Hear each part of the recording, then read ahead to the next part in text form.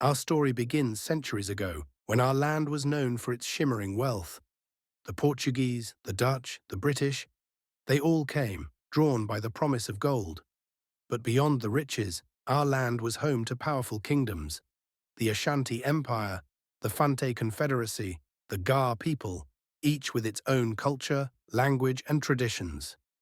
Yet the Europeans saw only gold. They named us the Gold Coast, stripping us of our true identity. We were more than a land of resources. We were a land of people, with stories older than the oceans that brought them here. By the 20th century, the winds of change had begun to blow.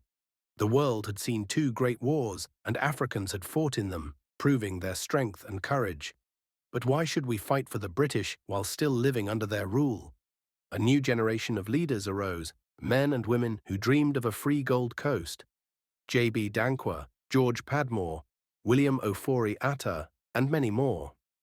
But at the center of it all was one man, Kwame Nkrumah. I remember the first time I heard Nkrumah speak. His voice was like thunder, shaking the very foundations of our colonial shackles. He did not just talk of independence, he demanded it. He formed the Convention People's Party, CPP, rallying the masses with a simple yet powerful call: self-government now.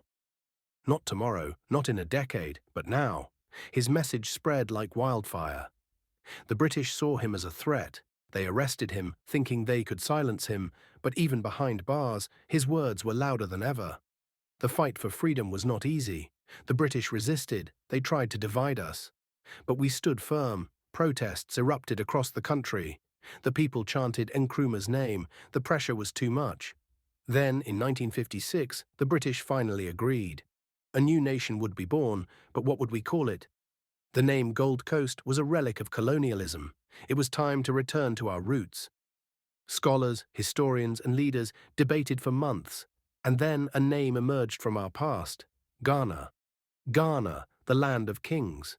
The name of an ancient empire that once ruled West Africa. A name that symbolized strength, unity, and greatness. When I first heard it, my heart swelled with pride.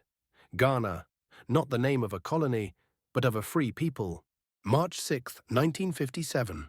I stood among thousands in Accra as the Union Jack was lowered for the last time. The air was thick with anticipation.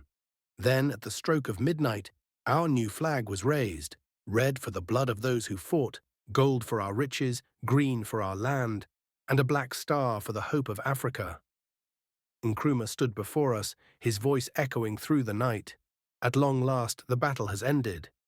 And thus Ghana, your beloved country, is free forever.